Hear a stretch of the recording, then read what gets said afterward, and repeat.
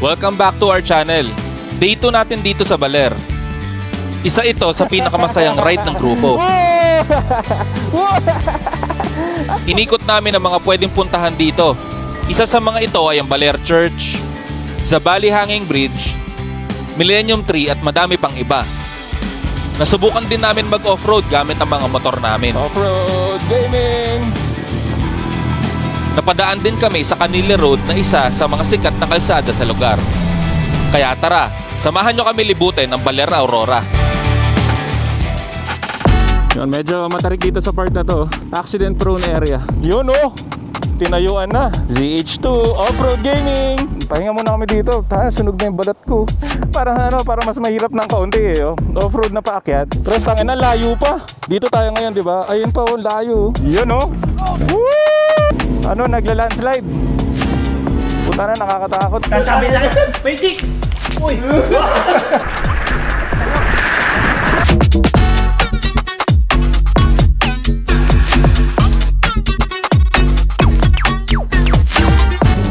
Salamat! Alternate name niya is Millennium Tree. Etong kalsada na to guys, ano siya yo? Isa lang, one way lang. So usually nagbibigayan lang. Grabe, ang ganda ng daanan dito.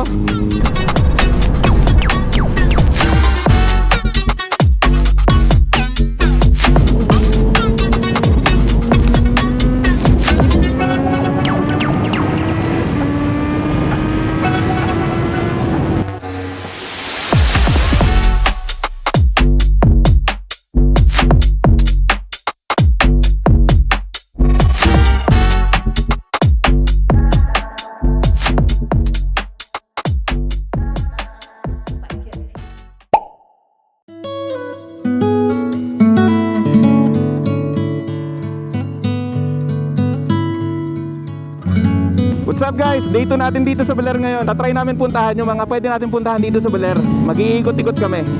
Yan, let's go! Samahan nyo kami.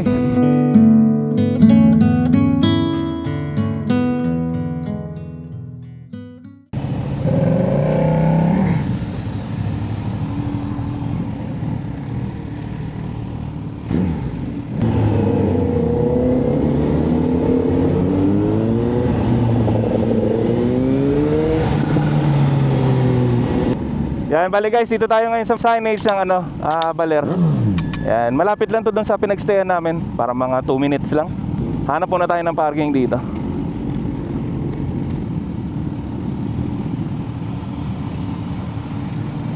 Yan guys, gusaling pambatasan dito sa Baler.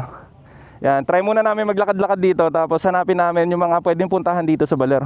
Yan guys, habang naglalakad tayo, may nadaanan tayo dito. Bahay nung unang ginang ng bansa sa ilalim ng malasariling pamahalaan ng Pilipinas. Ito, para may entrance yata dito na 50 pesos. Yan oh.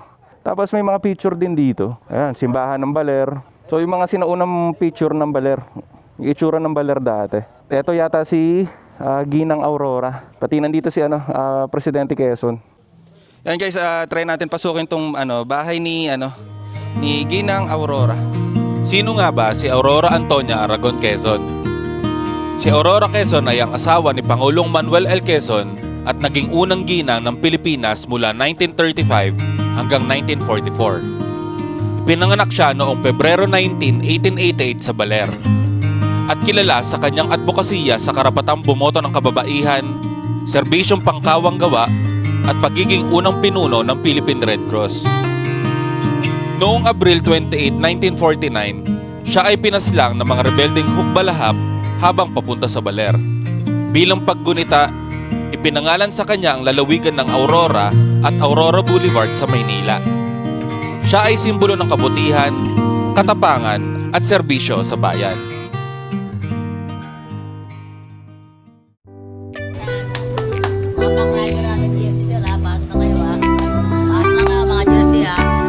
Kuya, shout out!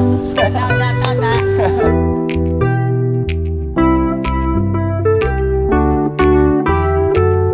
Hey guys, nandito tayo sa may signage ng Baler oh. Yan, picture muna kami dito.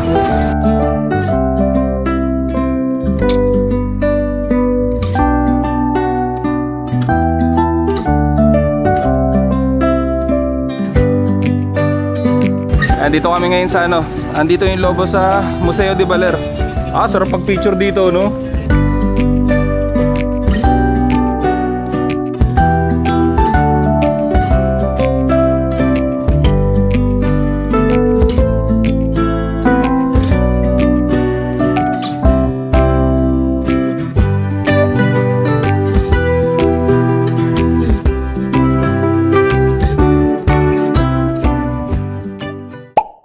Ito naman ang simbahan ng Baler. Itinayo ito noong 1609 ng mga Fransiskanong misyonaryo. Matatagpuan nito sa poblasyon Baler Aurora. Orihinal na gawa sa kahoy at nipa. Ngunit muling itinayo gamit ang mga bato noong huling bahagi ng 1700s. Naging makasaysayan ito dahil sa Siege of Baler noong 1898 to 1899, kung saan nagtago ang mga sundalong Kastila sa loob ng simbahan ng halos isang taon. Isa ito sa mga pinakatanyag na makasaysayang simbahan sa Aurora.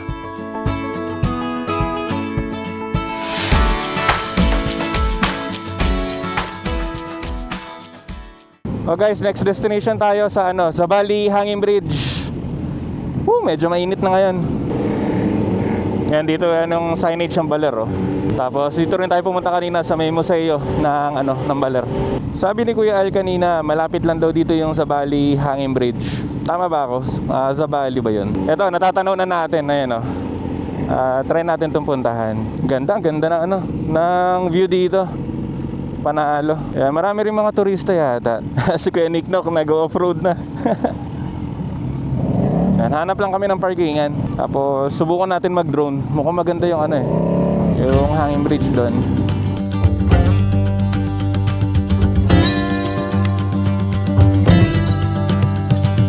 Ang Zambali Hanging Bridge ay may 136 na metrong haba na nag-uugnay sa Barangay Zambali at Castillo.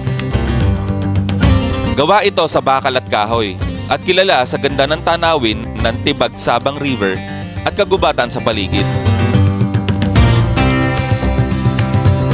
Ginagamit ito ng mga lokal araw-araw, pero patok din ito sa mga turista dahil sa kakaibang thrill at perfect spot.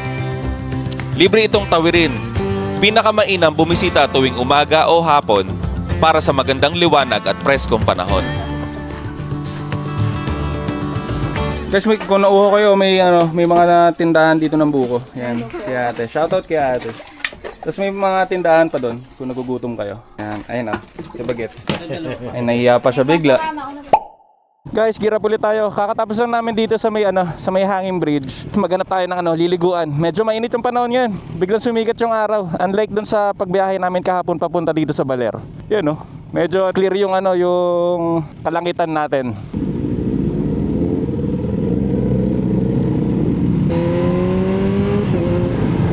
Ganda, oh. Ang daming mga nyog. Guys, dito na tayo. Welcome to Ermita Hill. Yan, paakyat tayo. Yan, dito sa may entrance yata, may bayad yata dito. Ang entrance daw dito is 15 pesos each lang naman. Paakyat tayo dito, oh. Hindi ko lang kung ano meron dito. Muntik pa tayo makasagas ng pusa. Siguro overlooking lang dito ng view. Ito, Ermita Hill. Yan, picture lang tayo dito. Tapos proceed tayo mamaya sa next destination natin. Ayos wala daw gagalaw, oh. Panis. Dumodrone si kuya. Boom, palis, oh. Wow! Ang kulit, oh. Dito. Yun, oh. Di pa tapos, oh. Di pa tapos, dito pa tapos, oh. Panis.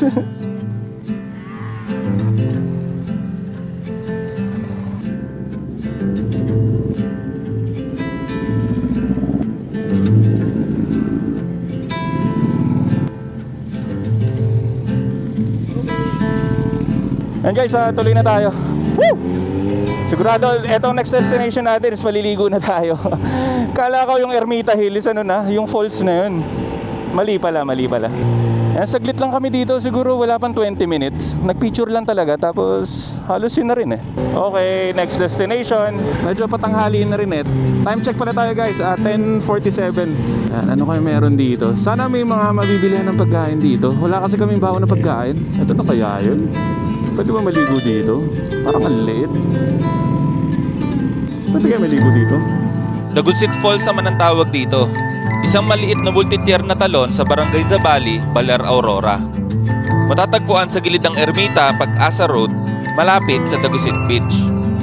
Libre ang pasok dito at may libreng paradahan sa gilid ng kalsada.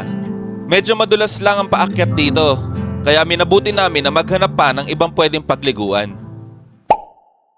Guys, hindi pala kami pwede maligo dito kasi medyo mataas. Medyo delikado din pala yung paakyat dito sa falls na nadaanan natin. Yan guys, so medyo mahirap yung paakyat. So doon tayo sa Clovers Beach. 30 kilometers away, 1 hour.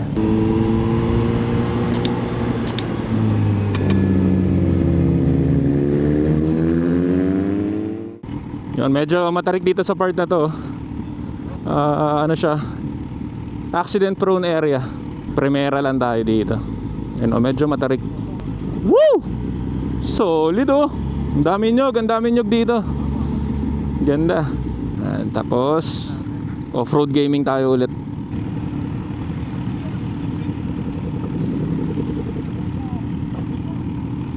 Yan guys, tumigil muna kami dito kasi medyo patarik tapos off-road pa. Halos lahat sa amin naman hindi naka-adventure bike. Yun oh, tinayuan na. So tayo sunod guys. Yan. ZH2 Off-Road Gaming.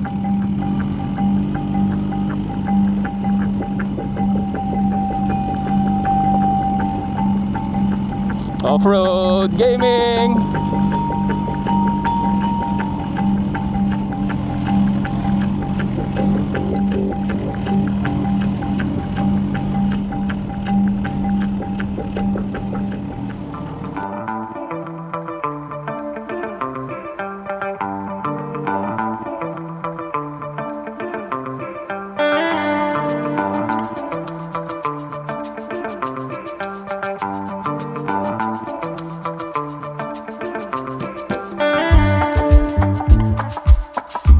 Yun guys, may nadaanan tayo ilog. After nung off-road na paakyat kanina, medyo may mga sementado ng kalsada. So kaya tayo dadalhin dito. Buti na lang naka road 6 na tayo. Nasa libliban na po kami. Solid ng treehouse oh. Ganda oh. Saan na kaya yung Clover Beach? Ay, hindi pala Clover, Culver pala. Culver's Beach.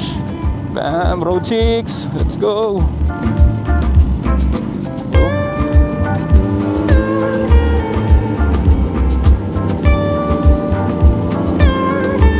May natatanaw tayo dito, may ginagawang kalsada. Ang pogi nito. Woo! May bridge. Ganda oh, ang linaw ng tubig sa baba. Yan, ito naman parang bagong gawang kalsada na. Grabe yung daan, hindi natatapos.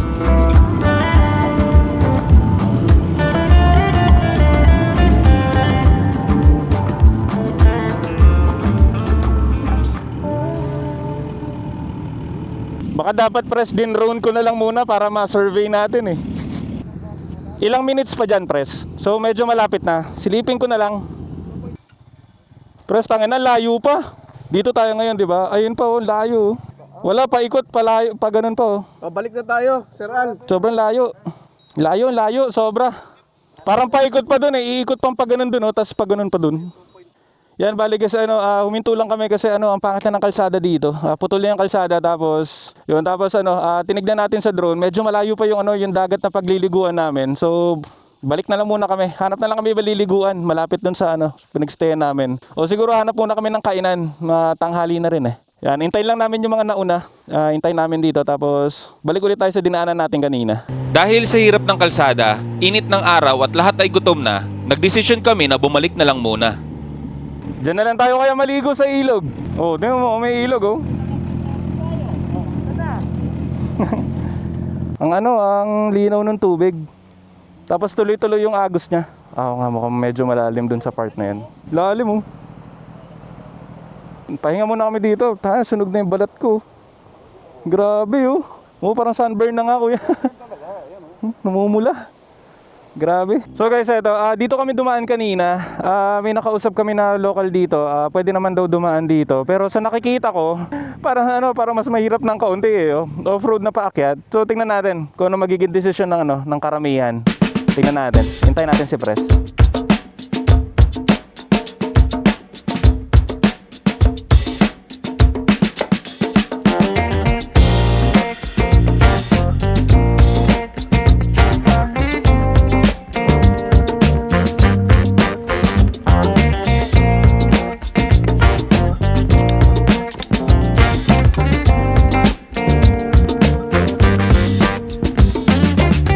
Guys, napag-desisyon na natin na dito tayo aakyat sa bagong ruta kasi dito nga tayo galing kanina. Dito naman tayo. Si Jonas medyo napahinto dun sa gitna. Dumudulas kasi yung gulong niyan. Hop. Sana parang ang lalaki ng bato Kinakabahan ako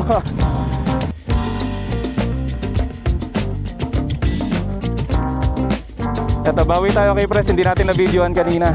Yan, si Pres na yun aakyat. Yun oh. Woo! Nice one! Grabe yung dinaanan namin oh. Road 6 lang malakas. Hindi natin alam kung ano makikita natin. Pero nag-drone tayo kanina. May mga sementong kalsada. Hindi ko nakita yung pinakadulo. Kaya puro ganitong kalsada lang yung nakikita natin kanina. Solid ride. Woo!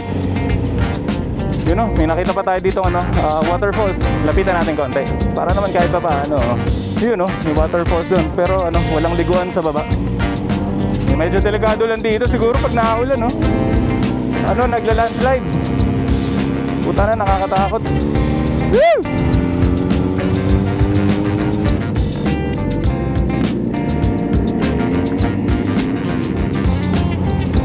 Grabe ang ganda. Panalo. Kahit naman hindi tayo nakapunta dun sa mga gusto natin puntahan o gawin, kahit pa paano natin magkakasama pa rin kami. Nag-e-enjoy kami. Medyo pagod, medyo mainit. Yun, so balik tayo pag nakalabas na kami dito. Ang ganda lang talaga dito.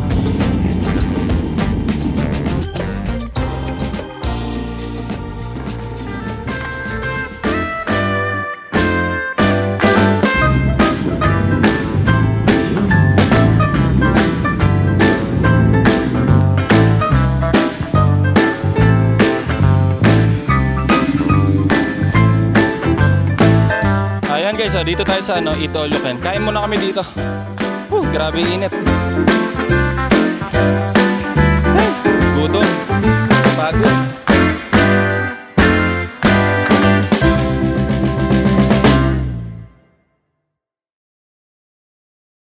Dapat pala, kagabi pa tayo nag-swimming dito, pre. Kasi alam mo. Sasabayaw ko. Ganun! Parang Spider-Man, ganun agad. Nakagano ka.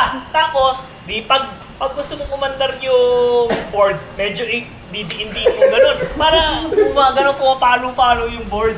Pero dyan, di ba, dahil isang method lang na patire-diretso siya, tayo ka lang ganun. Tapos kailangan mabalance mo lang kasi Mabalance. Pre, tutunan ka nasa lang. surfboard ka, nakakita ka ng chicks, paano yun? Nakakita ako ng chicks. Siyempre, may asawa ko to. Pag nakakita ko ng chicks,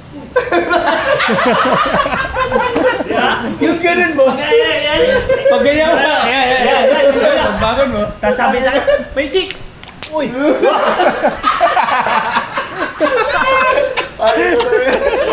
Walang chicks. Wala! Pao sa goal! Nakakahiya ma-wipe out! Tatawanan ka ng mga yan, gagawin hindi Gagi puti yung chicks. Wala!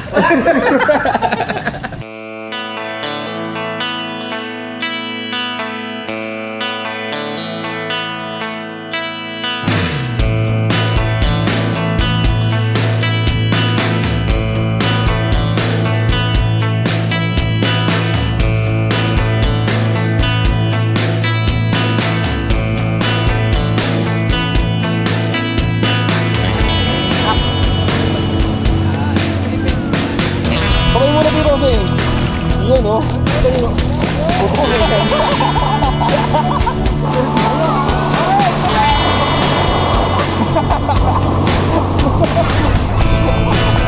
Masarap tumalon. Ano masasabi mo sa mga estudyante natin? Meron tayong estudyanteng napakagaling at meron tayong isang estudyante na napaka-burol. Pero mamaya yan, mamaya. Pero mahirap magsabi kung sino mapurol o hindi kasi kung pati ako hindi rin ako nakatayo.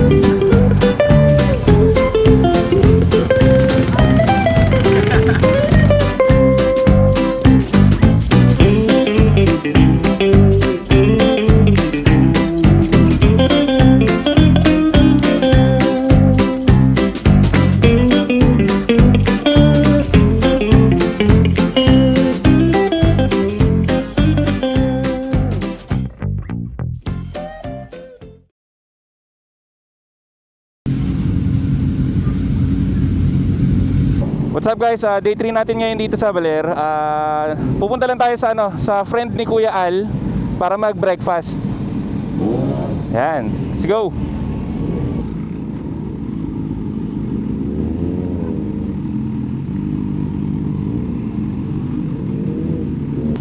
So guys, nandito na tayo sa sa friend ni Kuya Al. Eto 'yon. So tara, nang makapag-breakfast muna tayo. Ayan si Sir, shout out kay Sir.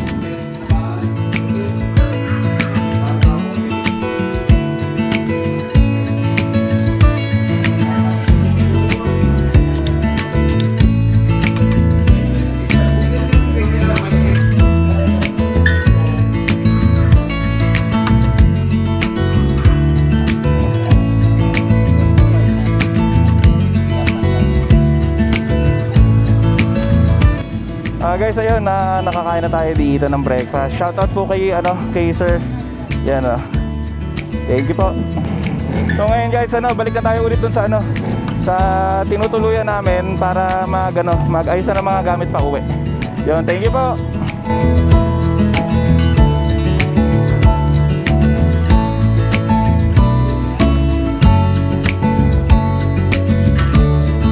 So guys, ito pala yung ginamit natin na bag. Ito yung Rhino Walk na 35 liters yata to Tapos meron tayong tank bag dito. Madali gamitin tong Rhino Walk kasi may may 4 na bake lang. So 2 sa likod, tapos 2 din dito sa harapan. Yan. Tapos secured na siya. Maganda siya kasi pan tail bag talaga siya ng big bag kasi nakahulma siya doon sa sa pillion seat. So hindi rin siya gagalaw. So basta secured lang yung dito niya sa harapan na buckle. Syempre pati dito sa likod. Yan medyo madumi lang. So yan lang yung gamit natin na bag. Tapos ito naman tank bag natin. So yan, nagpe-prepare lang kami dito tapos mamaya batsin na kami. Stop natin parang dapat mag-share stagger. Guys, rolling na tayo. Bago kami umuwi, dadaan muna kami dito sa sa Balete 3. Lang siya, 23 minutes simula dito sa location natin. Bale, 14 kilometers. Time check, 8:59. Salamat.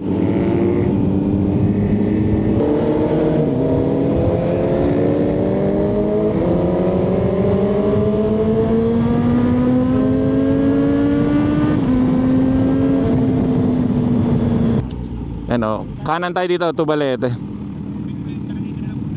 Dun sa may entrance guys, meron tayong binayaran na 20 pesos each. Tapos dun sa mismong Balete is may babayaran din tayo. Tanungin natin kung magkano. Hindi naman kami magtatagal dito, saglit lang kami, magpipicture lang kami. Tapos yun, batsin na ulit kami. Ayan guys, dito tayo sa entrance ng Balete. Ayan, dito na tayo guys sa Balete. May entrance din dito hindi ko natanong kay kuya. Yan kung natatanong ninyo, ayun yung Balete. Yan, ang laki oh. Medyo putol siya ng konti dun sa may bandang taas, pero yung ano niya, yung diameter ng puno is makikita nyo na medyo malaki talaga. So guys, welcome dito sa Baletes Secret Garden. Maraming pwedeng puntahan pala dito. Yan, check nyo na lang. Tapos may mga bilihan din ng pagkain dun sa dulo. Dun sa bandang taas niya, parang may putol na ano, na part. Pero pag tinignan nyo yung pinaka-diameter ng ano, ng puno, kasi malaki siya. So guys, ito pala, the biggest balete tree in Asia. So bali 600 years old, hindi ko lang kung updated na to. May height siya na 65 meter. Tapos may crown diameter siya na 60 meters. Alternate name niya is Millennium Tree. So ang ganda, ang ganda.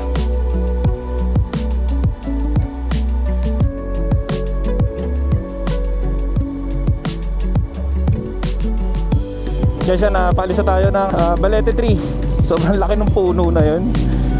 Bali ngayon, nahanap muna tayo ng gasolinahan para pag pumasok ulit tayo sa mga kabundukan, puno gasolina natin.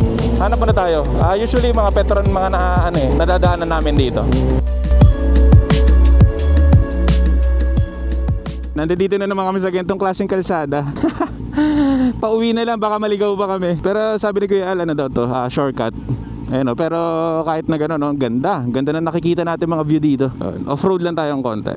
Nasubukan natin tong Road 6 kahapon sa mga lubak-lubak. Okay siya. Guys, papunta na tayo ng Pantabangan.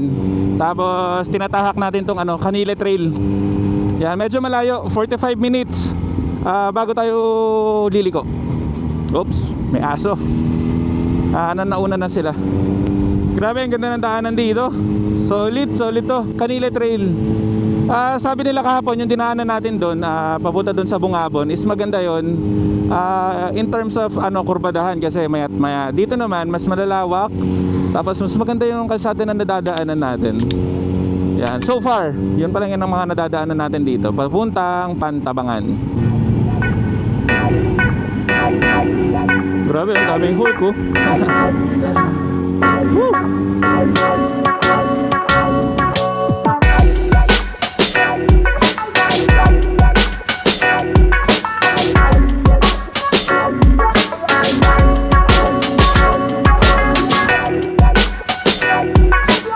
Guys, dito naman approaching tayo ng Canile Road. Ayan, may vertical clearance na 2.6 meters. So bawal yung mga dito matataas. Etong kalsada na to guys, siya isa lang, one way lang. So usually nagbibigayan lang kung ano yung mauna. Syempre yun yung mauna, tapos magbibigay na lang yung iba. Ang mahirap lang dito, tulad niya, may natatanaw tayo na na 4 wheels. So hindi ka kasya, siguro 4 wheels tapos motor, medyo masikip na rin eh.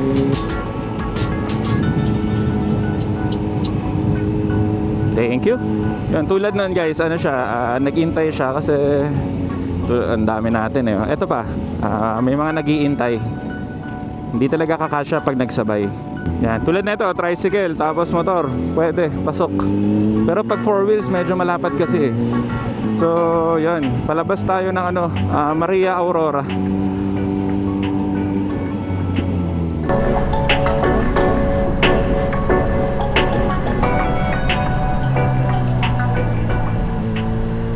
Yan nadaanan din natin tong ano ba nila to? Municipal Hall ng Alfonso Castañeda. Tapos may nakita rin tayo ditong gasolinahan Petron. Pagas na rin tayo dito. Madalas kuya yung mga nagpupuntang Baler galing dito pag ganun. Papuno na lang kuya. Tumatakbo na pala tayo ng 360 kilometers simula Las Piñas.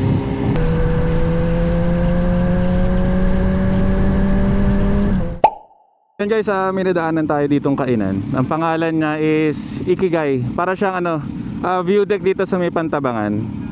Yun, tignan na lang natin. Kain muna tayo ng tanghalian.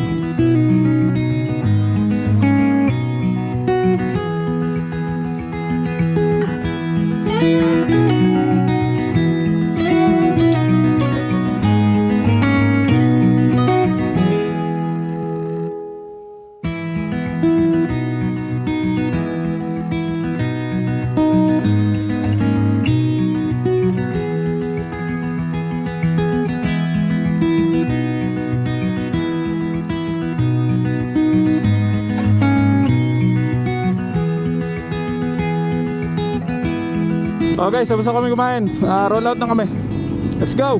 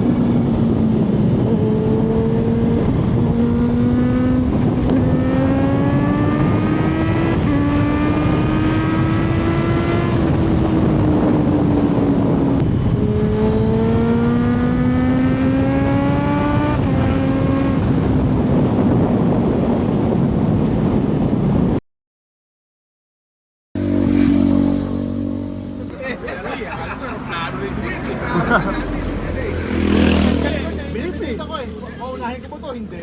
Hindi na tunog eh. Unahin automatic, mag-asagay na tunog eh.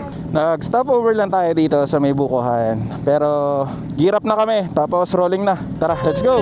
Pauwi ng Las Piñas guys, 3 hours, 25 minutes, 199 kilometers tayo.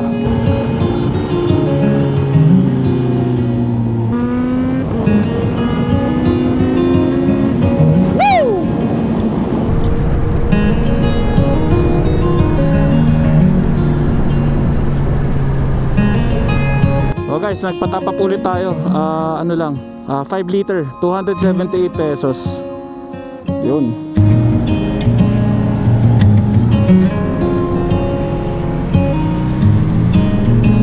Papasok na tayo guys ng Silex. Pero walang toll gate dito.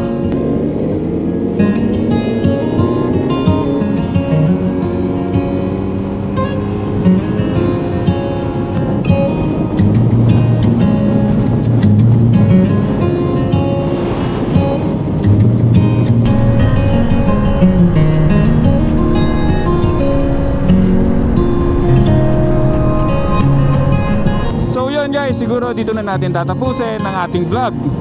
So sana nag-enjoy kayo sa mga ganitong klaseng content at yung pagpunta natin sa Baler. Woo! Kung nagustuhan mo yung ganitong content guys, subscribe ka lang, tapos click mo na rin yung notification bell para updated ka sa lahat ng mga biyahe natin. So hanggang dito na lang guys. Dubi Moto out! Let's go! Dubi Moto!